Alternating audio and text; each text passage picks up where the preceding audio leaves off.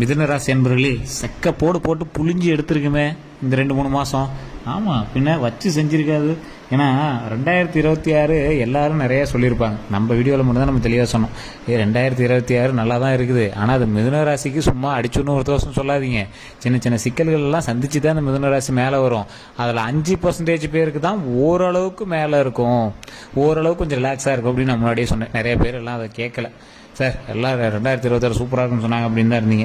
சரி சார், இனி வரக்கூடிய காலகட்டத்தில் எப்படி இருக்கும்? சனி பயிற்சி மாறினுச்சு, அது மாறினுச்சு, இது மாறிச்சு, தமிழ் வருட பிறப்பே வரப்போகுது. இப்போ ஏப்ரல் மாதம் வந்துருச்சு, இன்னும் ஒரு 5 நாள் ஏப்ரல் பிறக்க போகுது, 3 நாள் ஏப்ரல் பிறக்க போகுது. எப்படி இருக்க போகுது அப்படின்னு கேட்குற உங்களுக்கு தான் இந்த வீடியோ. தயவு செய்து இதையும் ஸ்கிப் பண்ணிவிட்டு கமெண்ட் செக்ஷனில் போய் எல்லாம் நல்லா இருக்குன்னு சொன்னாங்க, இப்படி இருக்குன்னு திட்டிகிட்டு இருக்காதிங்க.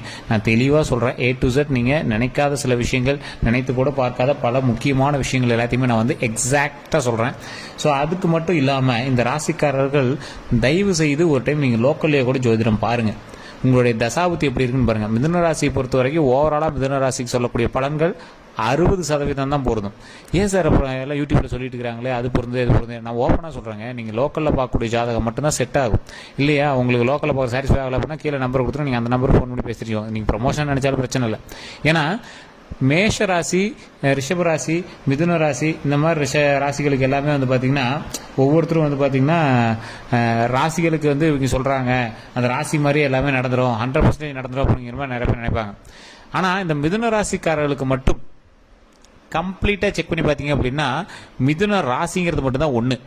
மற்ற எல்லாம் டிஃப்ரெண்ட்டு. தசாபுத்தி வேறு, நட்சத்திரம் வேறு, பிறந்த தேதி வேறு, பிறந்த நேரம் வேறு, பிறந்த ஊர் வேறு, உங்களோட பிரயாணிக்கூடிய மற்ற ராசிகள் வேறு. அப்போ என்ன பண்ணுது, இந்த மேஷம், ரிஷபம், அதுக்கப்புறம் 3வது ராசியான இந்த மிதுனம், இது எல்லாமே இந்த 3மே ஒரே மாதிரி தான். இந்த 3 ராசியுமே வந்து ஒற்று ராசிகள் மாதிரி.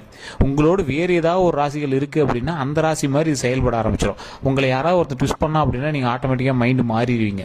உங்ககிட்ட ஒருத்தர் அன்பாக பேசினா அப்படின்னா நீங்கள் அவனுக்கு பாவம் பார்ப்பீங்க.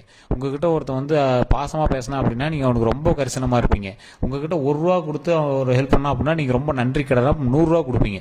அந்த மாதிரி நீங்கள் ஒரு மற்றவனால ஈஸியாக அட்ராக்ட் ஆகக்கூடிய ஒரு ஆள். ஸோ ஈஸியாக வந்து உங்களுக்கு கேன்வாஷ் பண்ணிடுவாங்க. அதை தான் நான் சொல்கிறேன், ஈஸியாக உங்களை ஏமாற்றிடுவாங்க அப்படிங்கிறத இப்படி கொஞ்சம் தெளிவாக சொல்கிறேன். ஸோ இந்த ராசிக்காரர்கள் ஏமாற்றம் அடைந்த ராசிக்காரர்கள், ஏமாறக்கூடிய ராசிக்காரர்கள், தொழில் ரீதியாக பல அவமானங்களை சந்தித்த ராசிக்காரர்கள், கல்வி சம்பந்தமான விஷயங்களை தோல்வி சந்திச்சிருப்பீங்க, தொழிலில் நிறைய தோல்வி சந்திச்சிருப்பீங்க, நிறைய துரோகங்களை சந்திச்சிருப்பீங்க, நட்பு வட்டாரங்களில் நிறைய நம்பிக்கை துரோகங்களை சந்திச்சிருப்பீங்க. அதேமாதிரி குடும்ப ரீதியான விஷயங்கள் நிறைய சிக்கல்களை சந்திச்சு தான் நீங்கள் வந்து ஒவ்வொரு விஷயமா சரி பண்ணிட்டு வருவீங்க. ஸோ இந்த மாதிரி விஷயத்தில் இருக்கும்போது இந்த ராசிக்காரர்களுக்கு ஒரு அன்பு, பாசம், இந்த மாதிரி விஷயங்கள்லாம் நிறையாவே வந்து தேவைப்படும். அப்போ வந்து உங்களை அப்படியே கொஞ்சம் அப்படியே பூஸ்டப் பண்ணணும். அதெல்லாம் ஒன்றும் சரியாயிடும், அது இதுன்னு உங்களை வந்து பூஸ்டப் பண்ணால் மட்டும் தான் நீங்கள் வந்து சரியாவீங்க. ஸோ இந்த மாதிரி ராசிக்காரர்கள் தயவு செய்து இனி வரக்கூடிய காலகட்டங்களில் கொஞ்சம் பொறுமையாகவும் நிதானமாக செயல்பட வேண்டிய ஒரு அவசியமான ஒரு நேரமாக இருக்குதுங்க. உங்களுக்கு வேறு யார்ட்டையும் ஃபோன் பண்ணி பேசணும், சார் ஜோதிடரை பற்றி தெரிஞ்சுக்கணும் அப்படின்னா கீழே நம்பருக்கு நீங்கள் ஃபோன் பண்ணி தெரிஞ்சுக்கலாம். அதுக்கு நீங்கள் ஃபோன் பண்ணும்போது பிஸின்னு இருந்துச்சுன்னா தயவு செய்து வெயிட் பண்ணி பண்ணுங்கள். இல்லைனா வாட்ஸ்அப்பில் டீட்டெயில் போட்டு வைங்க, உங்களுக்கு அப்பாயின்மெண்ட் கொடுப்பாங்க. நிறைய பேர் திட்டுறீங்க, சார் பிஸியாக இருக்குன்னே வருது அப்படின்னு. ஸோ கொஞ்சம் நிறைய பேர் அட்டன் பண்ணுறதுனால பிஸியாக இருப்பாங்க. ஸோ தயவு செய்து வெயிட் பண்ணி பண்ணுங்கள். இது அட்வர்டைஸ்மெண்ட் பர்பஸாக நீங்கள் யோசிக்கலாம், ப்ரொமோஷன் பர்பஸாக நீங்கள் யோசிக்கலாம். மிதுன ராசிக்காரர்களுக்கு ஏப்ரல் மாதம் நிலவக்கூடிய கிரக அடைப்பின்படி அதிர்ஷ்டமோ யோகமோ சில பலன்களாக உங்களுக்கு வந்து இருமடங்காக கலந்து தான் வருதுங்க. கிட்டத்தட்ட எல்லா கிரகங்களும் சாதகமாக இருந்தாலும் சில விஷயங்கள் வந்து உங்களுக்கு கொஞ்சம் எச்சரிக்கையான சில விஷயமா இருக்குதுங்க.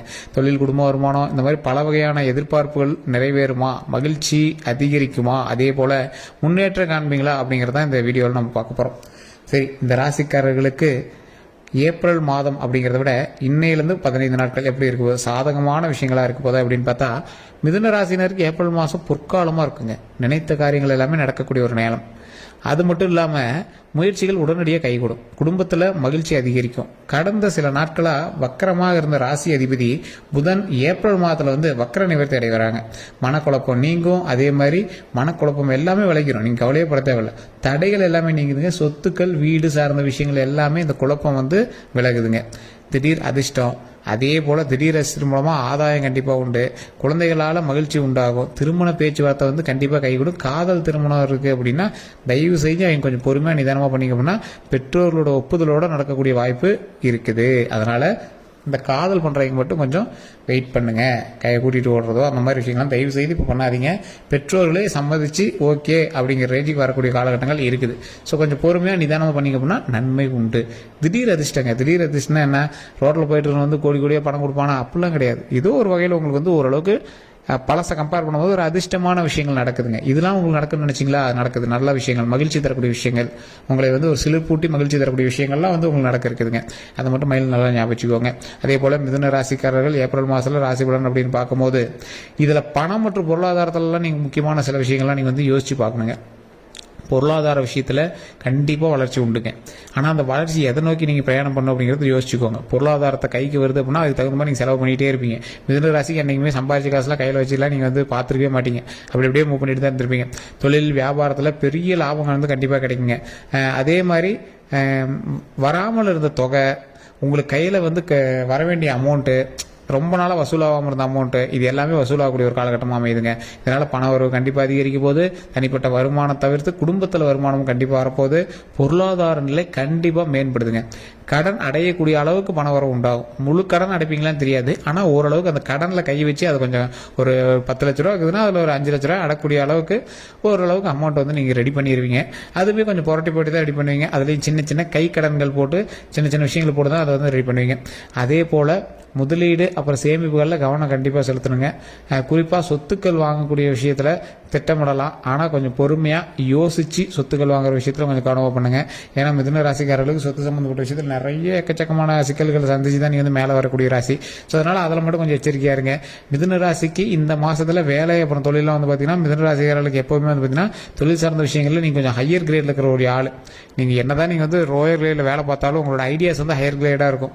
நீங்கள் சொல்கிறது தான் மேலதிகாரியே கேட்பாங்க. அந்த மாதிரி ஒரு ஐடியாலஜி உள்ள பர்சன். உங்களுக்கான மரியாதையே தனித்துவமாக இருக்கும். நீங்கள் ஒரு சூப்பர் மேன் அப்படின்னு சொல்லலாம். நீங்கள் என்ன தான் கடை வாங்குறீங்க, நீங்கள் என்ன தான் உங்களை வீட்டில் மதிக்கல, உங்களை அதை மதிக்கல அப்படின்னாலும் ஊருக்குள்ளே நீங்கள் கிங்கு தான். ஸோ அதனால் நீங்கள் கவலைப்பட தேவையில்லை. ஏப்ரல் மாதத்தில் தொழில் வேலையில் வந்து எதிர்பார்ப்போலவே நீங்கள் எதிர்பார்த்த அளவுக்கு இல்லை அப்படின்னாலும் ஓரளவுக்கு எதிர்பார்த்த வந்து நிறைவேற்றும். அதே மாதிரி பூர்த்தி செய்யக்கூடிய அளவுக்கு இருக்குங்க. இந்த தொழில் இந்த அளவுக்கு வருமானம் வரும்னு நினச்சேன், ஓகே அப்படிங்கிற மாதிரி இருக்கும். பொருளாதார உயர்வு காரணமாக உங்களுக்கு ஒரு சில விஷயங்கள் உயர்வாக கிடைக்கும். அதில் வெகுமதியாகவும் சில விஷயங்கள் கிடைக்கும். அதே போல் வேலையில் பதவி உயர்வு கண்டிப்பாக உண்டு. புதிய வேலை மாற்றம், இடமாற்றம் அப்படிங்கிற விஷயங்கள்லாம் வந்து பார்த்திங்கன்னா விரும்பியது நடக்கக்கூடிய சூழலாக உள்ளாதுங்க. இதே போல் நீங்கள் எதில் நீங்கள் கவனமாக இருக்கணும் அப்படின்னா திடீர் இடமாற்றம் கொடுப்பாங்க, திடீர் வேலை மாற்றம் கொடுப்பாங்க. அதெல்லாம் கொஞ்சம் எச்சரிக்கையாகவும் நிதானமாகவும் பொறுமையாக செயல்படுத்திங்க அப்படின்னா நன்மை உண்டுங்க.